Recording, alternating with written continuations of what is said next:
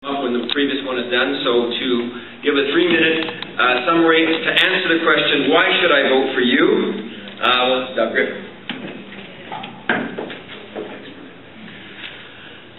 Well, thank you very much, ladies and gentlemen. This has been a fantastic event. These are some of the most critical questions this province needs to ask going forward, and I hope you got some of the answers that you were looking for. I know that, I told you before, there are 6 candidates running. They are all incredibly talented individuals. Any one of them could lead this party, and I'm sure any one of them is talented enough to lead this province. And every single one of them, I pointed out in the questions, has been in cabinet. I told you I haven't been in cabinet. Okay? And every single one of them, except for one, because I'm the one that hasn't been in cabinet, has also been in a position to address some of the problems that have come up in the questions.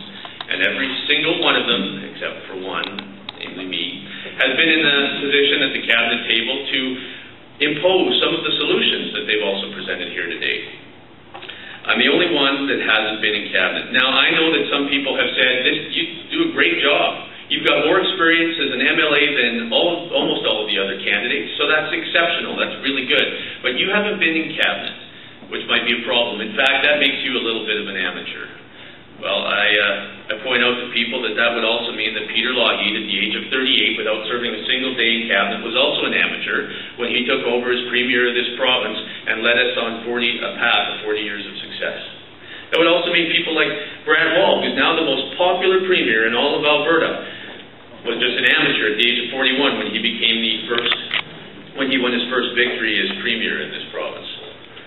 You know, we maybe need to remind ourselves once in a while that amateurs engineered the Ark, experts engineered the Titanic. Maybe we could use a few more amateurs to run the show once in a while. This might be one of those times. This party has secured its future time and again by reinventing itself with new, dynamic young leadership. The province has reinvented itself time and again, not by looking at what it is, but by looking to what it can be. As someone wise once said to me, we can't solve problems by using the same kind of thinking that we use to create them. I bring a different kind of thinking to the table. And I believe it's time for a new generation of thinking. It's time for a new generation of creativity. And now more than ever, it's time for a new generation of leadership that can energize. That can engage a new generation of Albertans that are looking for someone who can identify with their issues around their family and their community. I think Albertans are looking to us for that. I ask for your support. Thank you.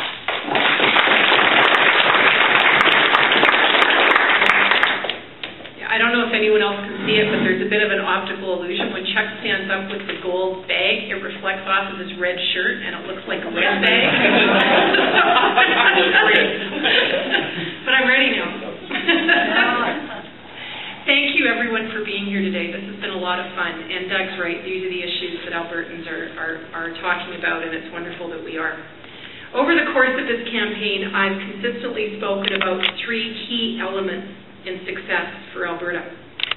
First, a vibrant and diverse economy. Albertans want to make a good living doing what they love. We want that for ourselves and for our children. And secondly, we need the basics. We expect from government K-12 education, post-secondary education, and the protection of our kids and the environment. Nothing is more important than healthcare right now. We heard today how much Albertans are worried about it in terms of acute care, long-term care, care for our seniors.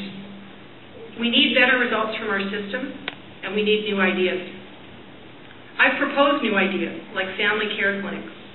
Family care clinics that will build on the old idea of primary care network, provide access from 7 in the morning to 9 at night. And we've got to change the way that we treat seniors in Alberta. We have to build continuing care centres that can house aging couples together, and we need to shape our care around seniors' needs, not shape seniors around how Alberta Health Services delivers services. And we have to ensure that no one's falling through the cracks. My third priority is that we do expect a leading quality of life. We want culture, we want recreational opportunities, and we understand how important those are so that we can live our life to the fullest. I'm proud of what I did as a minister, not only because of the outcomes that we put in place with respect to safe communities, but because of the process that we put in place. We built partnerships. We ensured that community leaders were part of the conversations. We built solutions together. We identified how we could overcome what was going to happen, and we built solutions. That partnership is important. Our next government needs to work together with local decision makers. We need government departments to work across silos. We need to work together, and we need vision. That's what I bring to this race. I need your support, and today I ask for your vote. Thank you.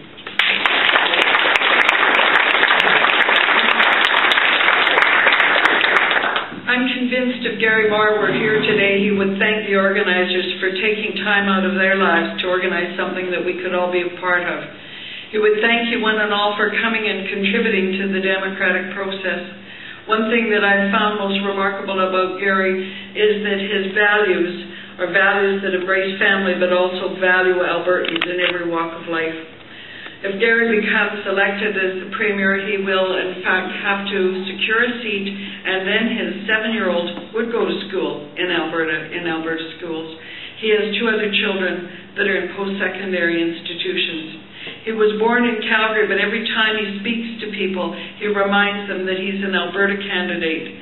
He reminds them that it's not about what's best for Calgary or what's best for Edmonton. It's about Alberta. And for too long, I think we've had a little bit of tension between the North and the South. So it's an important thing to get somebody who has a holistic vision. I think Gary has that. You can count on Gary to listen, and listen he will. He will listen not only to the comments from this today that John has recorded and that I will report back, but he will continue to listen to you through the fullest part of this campaign. It's important, I think, as Albertans that we get engaged, and that I think Gary would encourage you to get out and get other voters in your community of every age group, of every demographic. We need to, in Alberta, take a more active role and more active responsibility. His policies, I believe, are a great change for Alberta, which is his slogan. Whether it's healthcare that requires change, hospitals that require different accounting practices, different transparency, you can count on Gary for a great change, because his effervescence, his enthusiasm for being an Albertan and for being a leadership candidate has inspired him to travel to every part of this province. I know he'll be sorry he wasn't here today, but I would thank you on his behalf.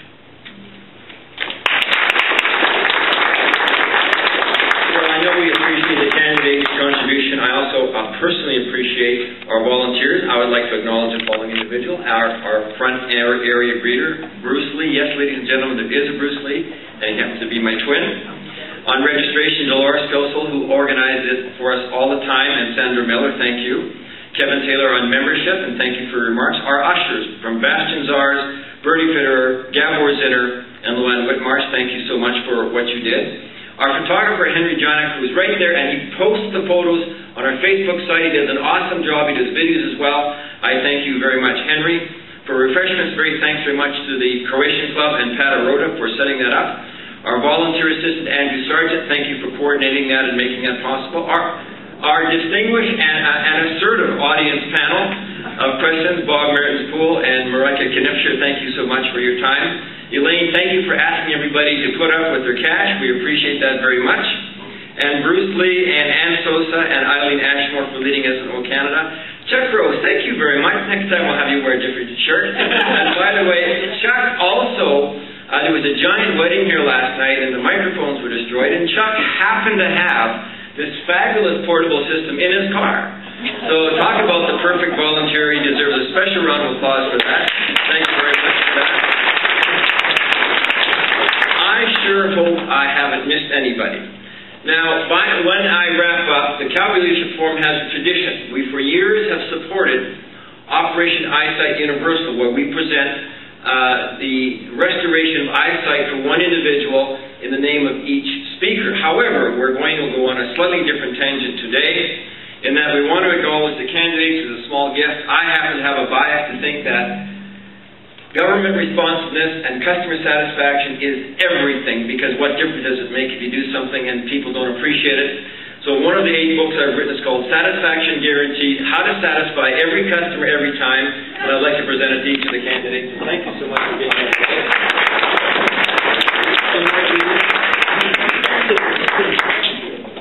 I just recommend that you not read it before a long drive, that's all. Once again, may I acknowledge the Croatian Cultural Center for making this lovely facility available.